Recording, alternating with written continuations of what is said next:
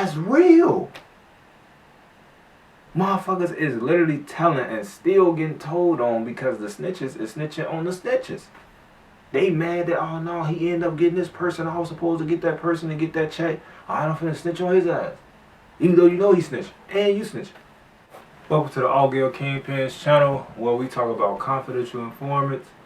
And DUFL stands for Don't Underestimate Family, Friends, Lovers, Enemies.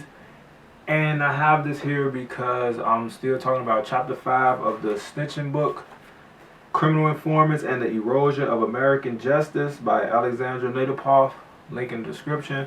And I'm specifically talking about Chapter 5 still right now, where it's entitled Snitching in the Hood. So that's why I have this set up like that. Alright, so I'm on page 107, Chapter 5, Snitching in the Hood. And it says, the implications of this estimate are potentially dramatic in those localized high crime neighborhoods in which approximately half of the black men between the ages of 20 and 29 are under criminal supervision. Half of those fall into the high-risk snitching group. If as many as 1/4 of those individuals are actually snitching, that would mean that in some of these small neighborhoods, 1 in 16 black men in this age group, or about 6%, may actually be given the government information at any given time. Let me tell you something about that magic 6%. If you look into the criminal justice research and you totally get into it, they keep hitting this 6% because they say that when it comes down to crime, only 6% of the population is actually committing crime and actually repeat offenders. So it's crazy that they said that 6% of the African American males in this age group are actually giving up information. Let me read the next paragraph. It says 6% would be a lot.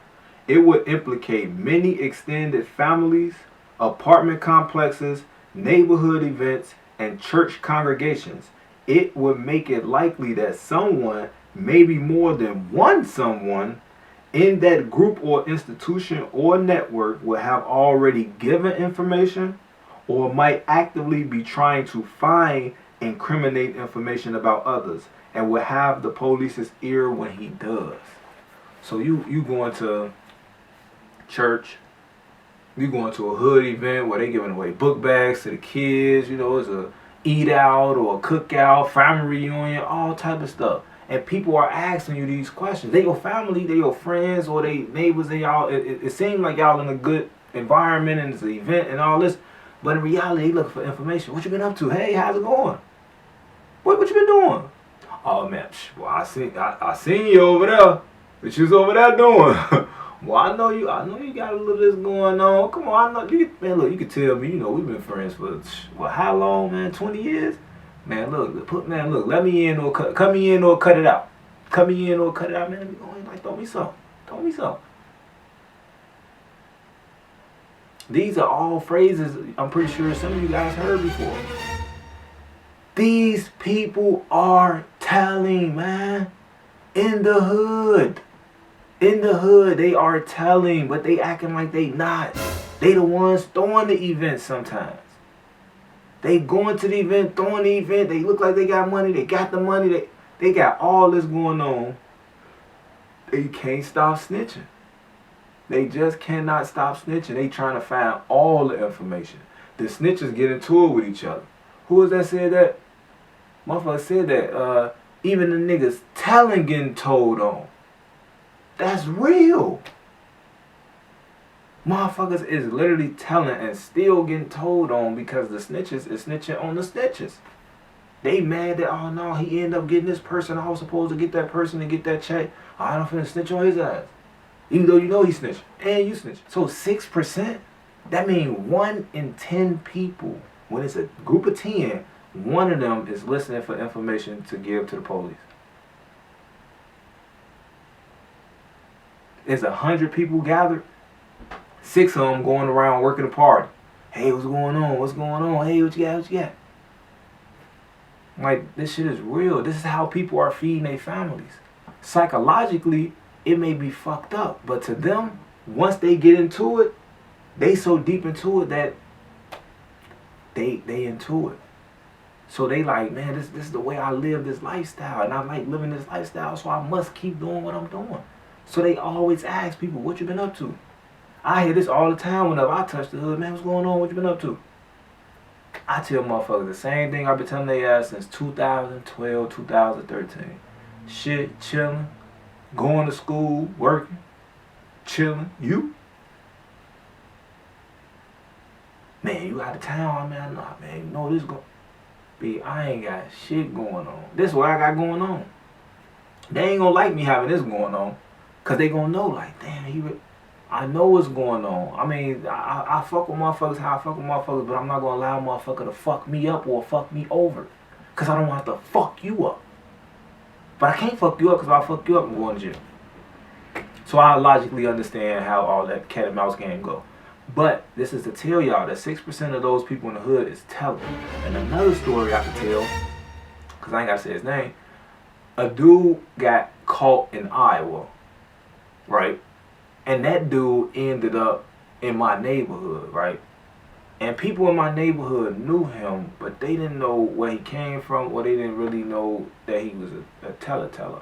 I knew he was a teller, but I couldn't tell them, because me telling them what's going to happen is it's called obstruction of justice. Now, I fucked up the police investigation, they case, so now I get in trouble because they didn't get their man.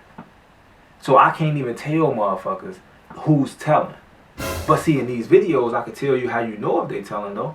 That's why I'm putting y'all up on the snitching game, and then y'all know about these confidential informants.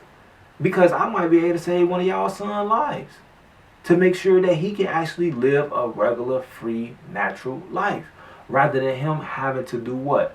Become an informant. Now, I can't say that he probably ain't gonna run into no informants, because by the time 2040, 2050 hit, oh man, the hood gonna be full of snitches, literally full of snitches. The whole hood might fuck around and be tough. That's just my theory. But what do you guys think about this? Do you think that this is okay? Like 6%, age 20 to 29, in the hood telling, or already told, and they out with they ear out trying to get information at parties, at gatherings, at kickbacks, at all this, at church? Oh my God. They at church trying to snitch. What the fuck? Like, they don't care. These are individualistic, so self-centered, low self-esteem people, man. They need all this money and they need all this attention to feel a certain way. But they don't give no fuck about telling on you. So tell me what your thoughts is. Like, share, subscribe. Definitely comment down below. Start a dialogue. I love to talk about it to you guys back and forth and let you guys know what's on my mind. So I'm going to continue this snitching in the hood for a few more videos, and I'll see you guys on the next one. This video is for educational and entertainment use only. The views in this video do not necessarily represent the views or life of Marlon Dixon.